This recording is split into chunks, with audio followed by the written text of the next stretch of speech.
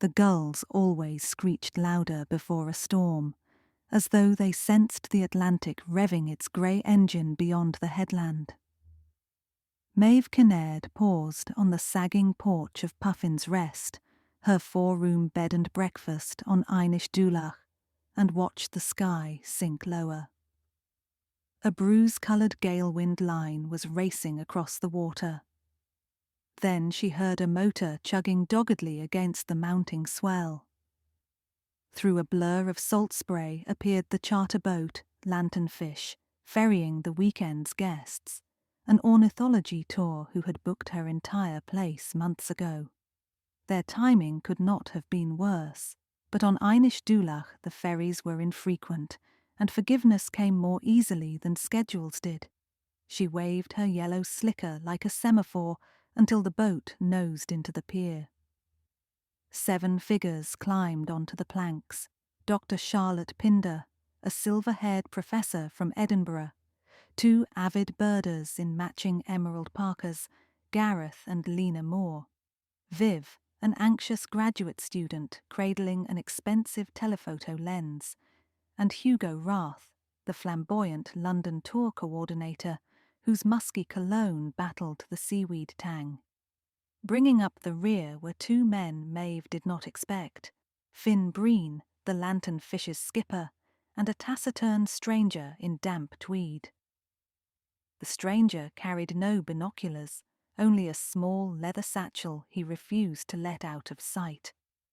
"We'll be stuck till the sea calms," Finn shouted above the wind, tying a hasty cleat hitch.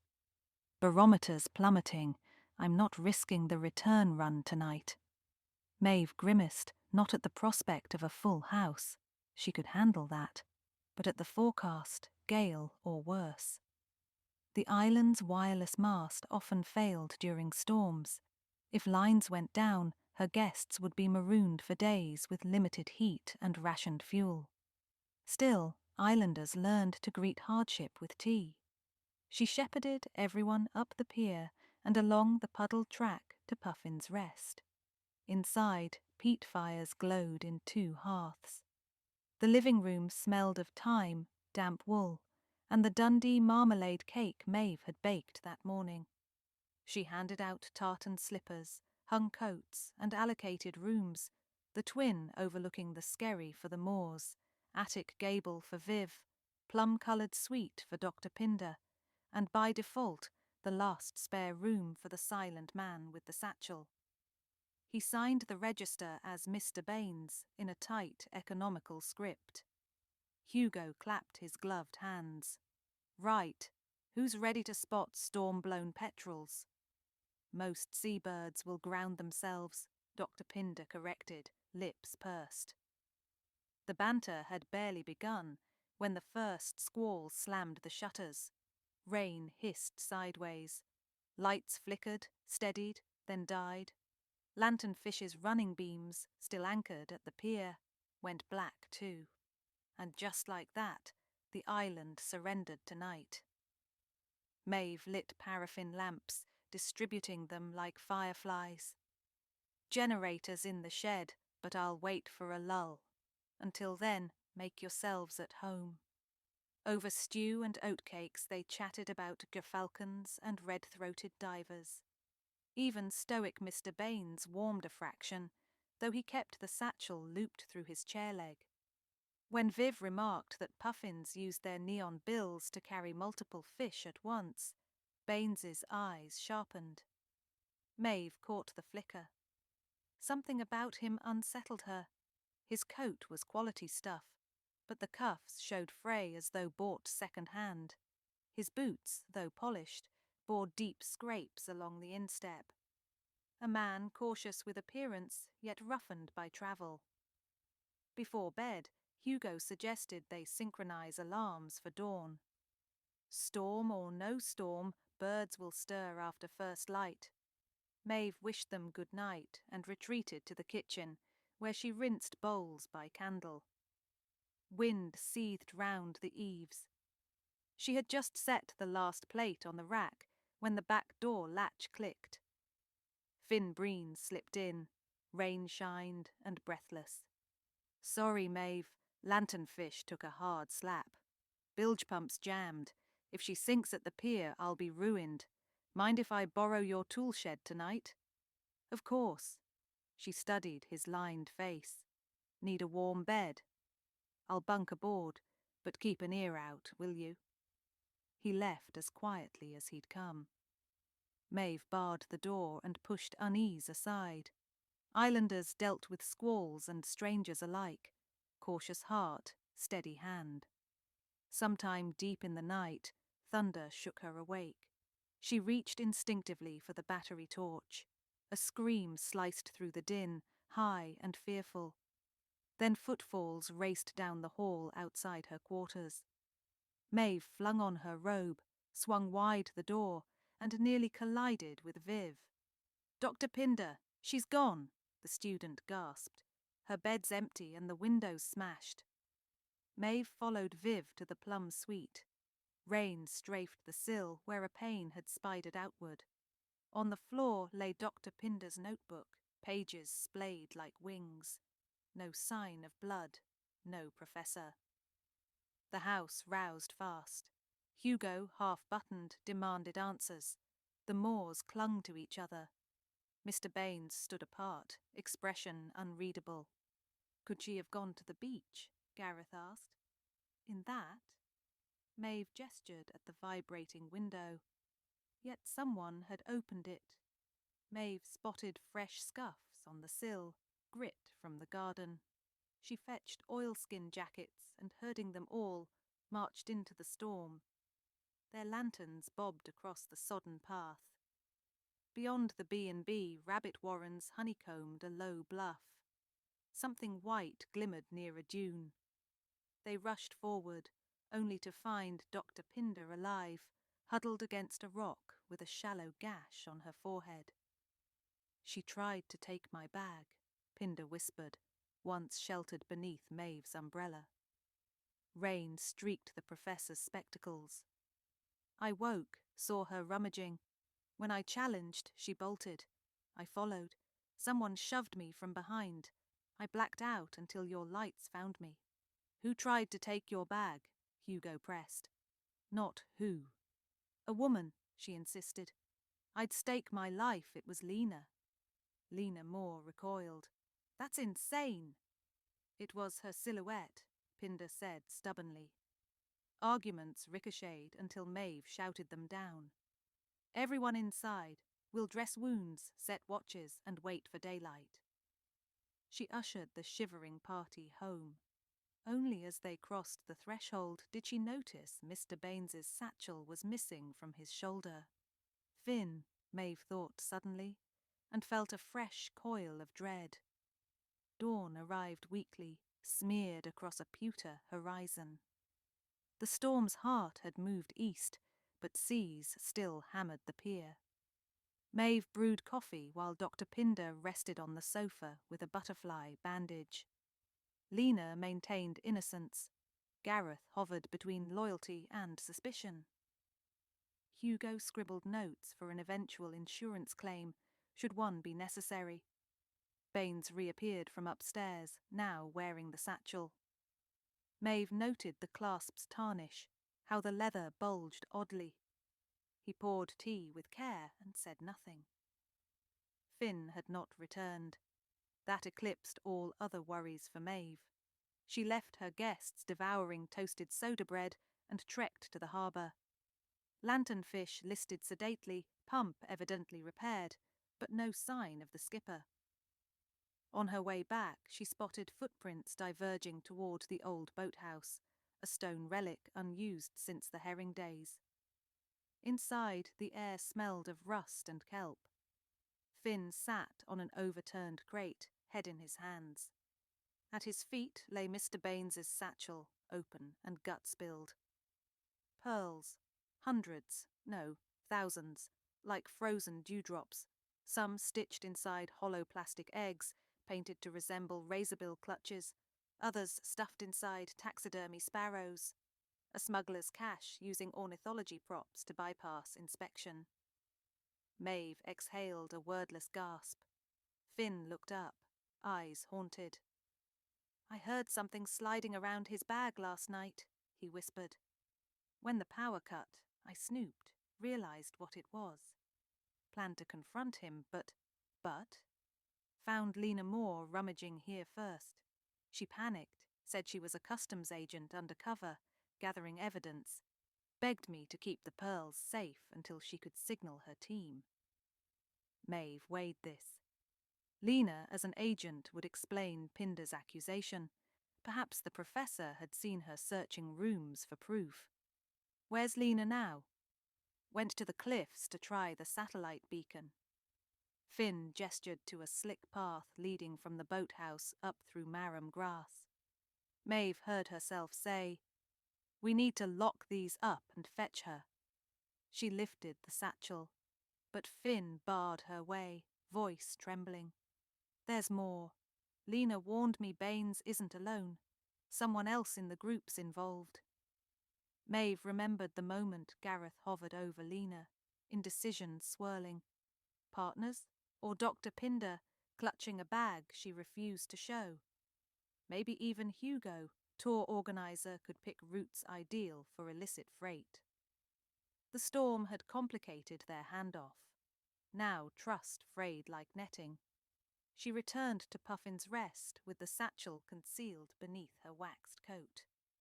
Her mind raced.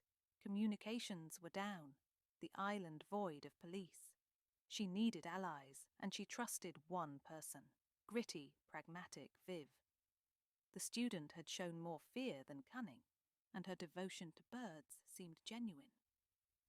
Maeve intercepted Viv in the stairwell. "Walk with me." Outside the kitchen door, she disclosed the pearls, the undercover claim, and her fear of accomplices. Viv's eyes widened behind raindrop-dappled lenses. "If Lena's truly an agent, we have to help her. But if she isn't—" "Exactly." Maeve buttoned her coat. "Let's find her before someone else does." They followed the cliff trail where gulls kited shrieking in the aftermath blow. On the heather crest, they saw Lena kneeling by a small orange device, its antenna bent askew. A large figure loomed, Hugo Wrath. He yanked the beacon from her grip. "Enough cloak and dagger," he barked. "Where are they, Lena?" Maeve and Viv ducked behind a gorse thicket. Lena straightened defiantly. "You're under arrest, Wrath. I'm Her Majesty's Border Force. Drop the transmitter." Hugo laughed, an ugly sound whipped by wind. "Border Force sent one agent. Spare me." He produced a sailing knife and flicked it open. "You'll hand over the pearls, and we'll both leave richer." Maeve touched Viv's sleeve. They couldn't retreat for help. By the time they returned, the situation might turn lethal. Maeve weighed the satchel. A plan kindled. She stepped out of hiding. "Looking for these?" Hugo pivoted, knife glinting. His surprise melted into greed when he saw the bag. "Mrs. Kinnaird, isn't it?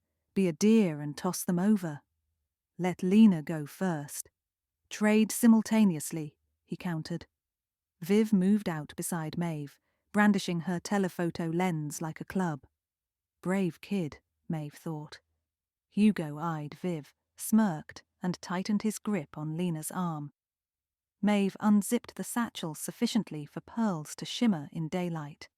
"Catch," she said, and hurled the entire bag not toward Hugo, but seaward over the cliff's lip. Hugo swore and lunged. Instinct had Maeve dropping flat. Wind screeched as he barreled past.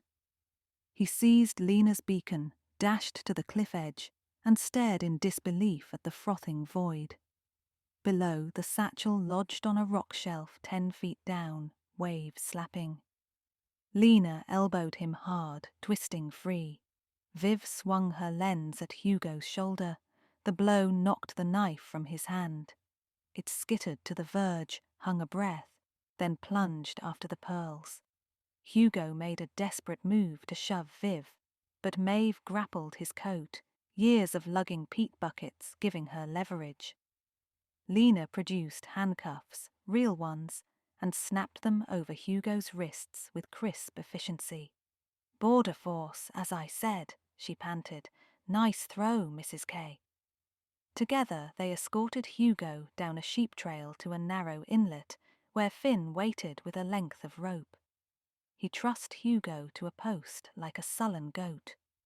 Gareth and Dr. Pinder arrived, confusion writ large. Baines appeared last, eyes calculative, perhaps considering rescue that would never come. Lena faced them. "Operation Sea Finch," she announced. Customs tracked a pearl laundering ring using wildlife study tours as cover. "We knew Wrath and an accomplice would land pearls here under guise of storm-bound layover. Problem: I couldn't identify the accomplice." Her gaze rested on Baines, who clutched his recovered satchel, empty now. "Hello, Cyril," she said, "or whatever alias you're using this month." Baines bolted. Finn gave chase, but Gareth surprised all by sprinting faster, rugby tackling Baines onto wet turf. Pearls sprayed. Maeve's throw had not emptied the satchel. A double lining tore, disgorging a second trove the size of quail's eggs. So that was why Hugo still bargained. He knew the haul wasn't just what she'd tossed. Lena cuffed Baines, then addressed the onlookers. "My cover's blown, but I've got my criminals. Now we just need extraction." Maeve remembered the generator.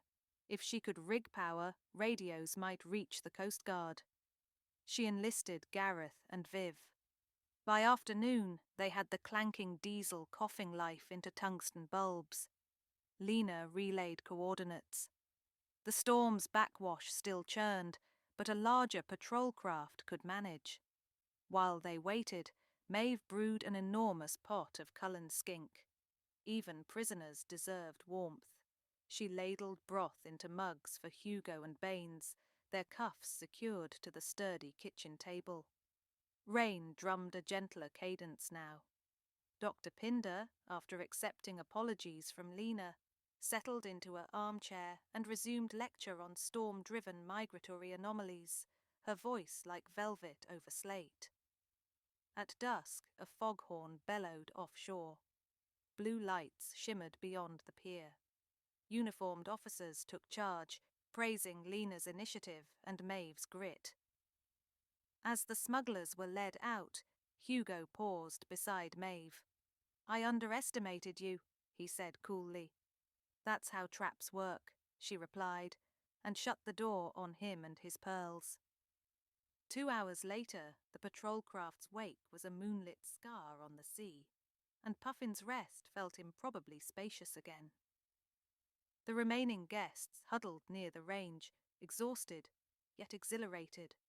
Finn poured celebratory drams of Islay whiskey. Lena raised her glass to Maeve. "To the fiercest islander I've met, Customs Service owes you." Maeve shrugged, cheeks warming more from praise than drink. "I just run a bed and breakfast, but you lot did leave the place in a pearl of a mess." Groans followed, but the laughter was genuine, threading relief through the company like twine through nets. Later, when everyone slept, Maeve stepped onto the porch. The storm's legacy glittered under stars, puddles reflecting constellations, the air washed clean of salt haze. One gull wheel called overhead, late return to roost. She inhaled, letting the quiet claim her. Puffin's Rest had withstood another Atlantic tantrum and, who'd have believed it, an international smuggling ring. Tomorrow she would mend the window, change linens, maybe bake an extra lemon loaf. The ferry would come by noon, carrying away ornithologists whose notebooks now held not only bird counts, but tales fit for pubs and papers. As for Maeve, she would greet the next guests with the same old island smile, the one that said storms pass and secrets surface, given time and tide. And perhaps, when gulls cried louder than usual, or a satchel sat too snug against a stranger's knee, She would remember the sheen of contraband pearls under paraffin light, and listen all the more closely to what the wind and the wild sea tried to tell her.